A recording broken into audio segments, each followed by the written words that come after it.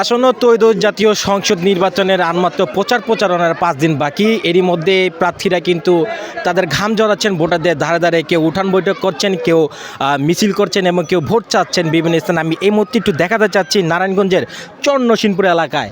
আপনারা দেখতে পাচ্ছেন একটি হাতি প্রতীকের যে প্রার্থী মোহাম্মদ আলী, তিনি রিপাবলিক থেকে মনোনীত এই 4 আসনের এমপি প্রার্থী। তিনি কিন্তু এখানে উঠান বৈঠক করছেন। এই মুহূর্তে আপনারা দেখতে পাচ্ছেন যে তার ভোট প্রার্থনার জন্য সে তার যে ভোটার এলাকার মধ্যে কিন্তু সে নির্বাচনীয় প্রচারণা চালাচ্ছেন। এই মুহূর্তে একটু কথা বলার চেষ্টা করবো রিপাবলিকান পার্টির ভাইস চেয়ারম্যান মোহাম্মদ আলীর সাথে। সময় আর মাত্র 5 দিন বাকি আছে। এই মুহূর্তে আপনি ভোটারদের কেরম সাড়া পাচ্ছেন এবং আগে তো এমপি ছিলেন, এই আসনের এমপি ছিলেন, সেই এমপি হওয়ার পর যে কাজগুলো করেছেন এখন ভোটাররা কি মনে করছে আপনাকে? আপনারা নিজের দেখতে পাচ্ছেন, আপনারা ভোটাররা কি চাচ্ছে না চাচ্ছে ভোটারের মনের ব্যাপার।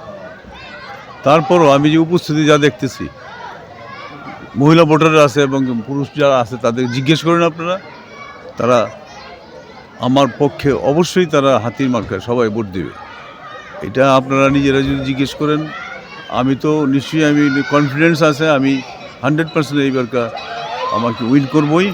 আপনারা যদি ভোটারদের জিজ্ঞেস করেন বা মুরব্বীদের জিজ্ঞেস করেন, ওনারা কী বলে জিজ্ঞেস করে তারপর আমার জিজ্ঞেস করতে পারেন। কোনো কেন্দ্র ঝুঁকিপূর্ণ মনে করেন কিনা? আমি মনে করি আমার কাছে কোনো ঝুঁকিপূর্ণ না, সবাই এক। আমি মনে করি সবাই এক।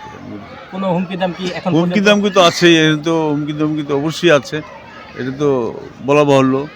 এটা তো কী অবস্থা সেটা তো আপনারা জানেন যারা, আমি কারো নাম বলতে চাই না, আপনারা খোঁজখবর নিয়ে দেখেন। হুমকি দুমকি অবশ্যই আছে। ধন্যবাদ। আমি ভয় পাই না, বিকজ আমি একজন মুক্তিযোদ্ধা। আমাকে কি হুমকি দুমকি দেবে, সুতরাং আমি ওগুলির ভয় পাই না। শুনছিলেন তার যে বক্তব্য, তিনি বলছিলেন যে নারায়ণগঞ্জে যে 4 আসন রয়েছে, 4 আসনে বিভিন্নভাবে হুমকি দামকি আসলেও তারা হুমকি দামকিকে ভয় পাচ্ছেন না, কারণ তিনি একজন সূর্য সন্তান এবং মুক্তিযোদ্ধা হিসেবে তিনি মুক্তিযুদ্ধ করেছেন। বাংলাদেশের একজন কৃতি সন্তানও নারায়ণগঞ্জের, সেই হিসাবে কিন্তু তিনি সকল কিছু তোয়াক্কা করে কিন্তু শেষ পর্যন্ত রিপাবলিকান পার্টির হাতি প্রতীক নিয়ে কিন্তু লড়ে যাচ্ছেন। এবং 12 তারিখ ভোটের দিনই তিনি বলেছেন 12 তারিখ ভোটের দিন জনগণ তাকে নির্বাচিত করবে। এই ছিল নির্বাচনের সর্বশেষ সংবাদ। নারায়ণগঞ্জ থেকে আশিকুর রহমান সাজু, নয়া দিগন্ত।